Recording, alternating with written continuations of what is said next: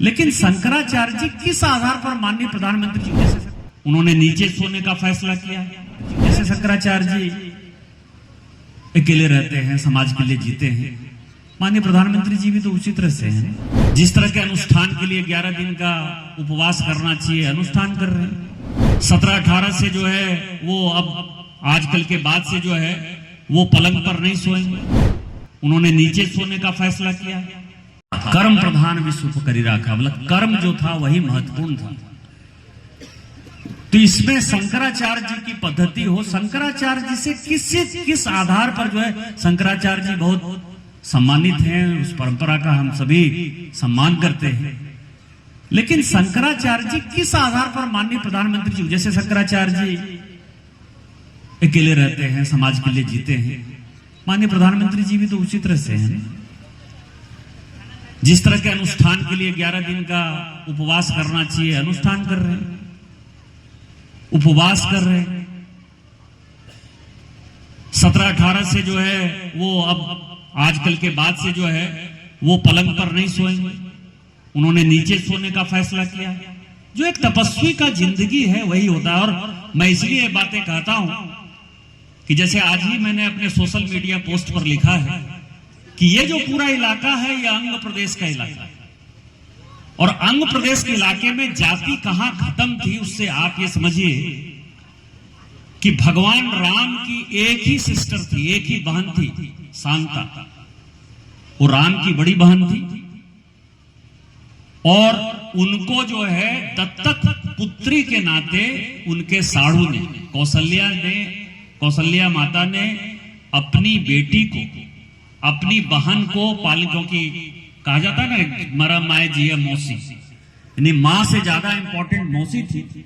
इसके आधार पर आप समझिए राजा दशरथ और कौशल्या ने अपनी बेटी शांता को पालन पोषण के लिए दत्तक पुत्री के नाते इसी अंग प्रदेश में, इसी भागलपुर में भेज दिया था। उनके साढ़ू रोमपाद जो है वो यही भागलपुर के राजा थे, अंग के राजा थे।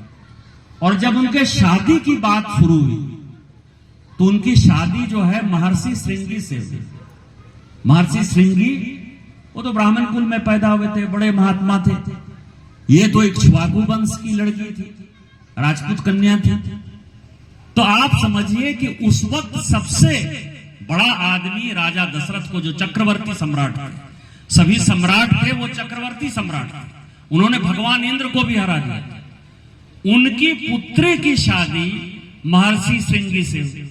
और उसी महर्षि श्रृंगी ने जब यज्ञ किया, उस यज्ञ के बाद, क्योंकि उनको बेटा नहीं हो रहा था, उस यज्ञ के बाद राम लक्ष्मण भरत शत्रुघ्न पैदा हुआ। तो ये परंपरा अंग प्रदेश ने हमेशा तोड़ा है।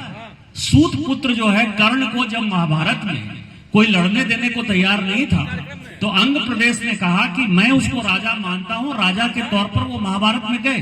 तो चाहे रामायण की बात करें, महाभारत की बात करें, आज देश वही खड़ा है कि ये जो ब्राह्मणिकल डिसऑर्डर है इसको तोड़ने की आवश्यकता है। पैनोरमा ग्रुप, जो सोचता है वो करता है।